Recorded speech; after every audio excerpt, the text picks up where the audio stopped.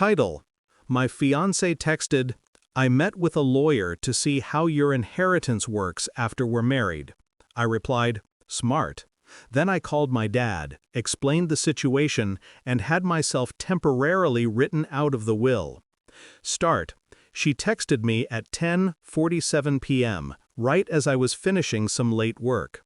"I met with a lawyer today just to see how your inheritance works after we're married." I stared at the message, feeling the air thicken. No emojis, no hesitation, just that one line. I typed back, "Smart." Then I put the phone down, walked to my balcony, and called my father. "Dad," I said, keeping my voice steady, "I need you to do something for me. For a few months, can you take me out of the will?" He didn't ask why. He just listened, then exhaled sharply. She finally showed her hand, didn't she? I didn't answer. He understood anyway. Within 48 hours, the paperwork was done. I was legally worth nothing. That was the first move.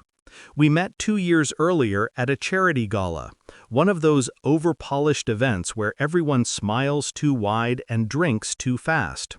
She was magnetic, sharp, unafraid to look me in the eye. She asked me questions no one else dared, not about the money, but about what I wanted out of life. I mistook curiosity for care. Within 6 months, she'd moved in. Within a year, she'd memorized my habits, my passwords, my weak spots. I thought she loved me. No, I needed to believe she did, because she made me feel something I hadn't felt in years. Seeing the signs were small at first. A second phone, she said, was for work. Calls that ended when I walked in. Tabs closed the moment I entered the room. Then came the email, a draft accidentally left open on her laptop. Subject line, "Prenup loopholes." The message? A thread between her and someone named Andrew, her lawyer friend. They were discussing timelines, assets, how marriage alters ownership. And then one sentence that made my blood run cold. "Once we're married, he won't be able to revoke the trust without my consent." She wasn't marrying me, she was positioning herself. That night, I poured a glass of bourbon, sat in the dark, and let the betrayal settle, like sediment in still water. I didn't rage, I didn't confront her, I planned. I started with my lawyer. I told him I wanted every cent in a trust with a reversion clause, one that couldn't transfer to a spouse under any condition. She wasn't marrying me, she was positioning herself. That night, I poured a glass of bourbon, sat in the dark, and let the betrayal settle, like sediment in still water. I didn't rage, I didn't confront her, I planned.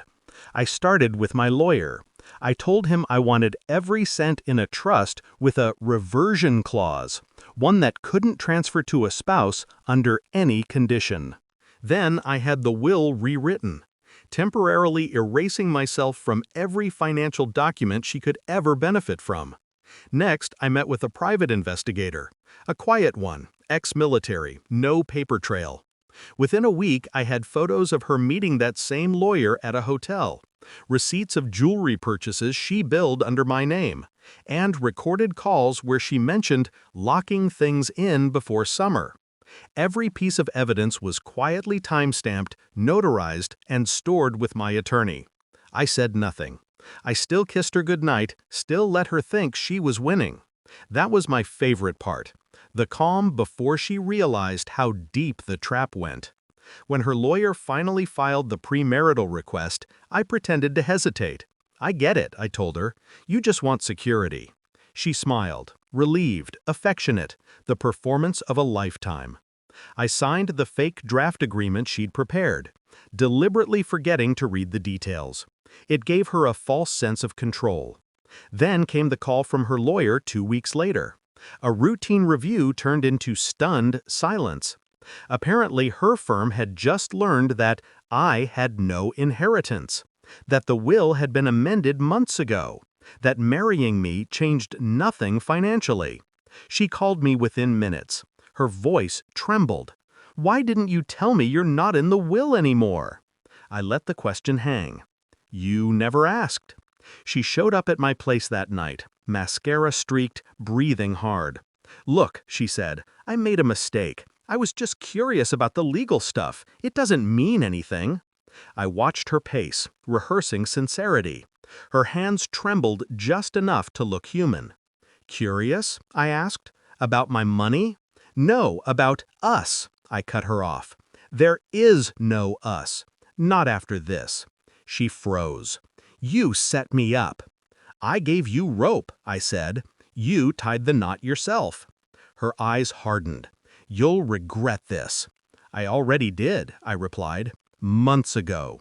I slid a small envelope across the counter, printed photos of her and the lawyer. "Consider this a souvenir." When she reached for them, I stepped back.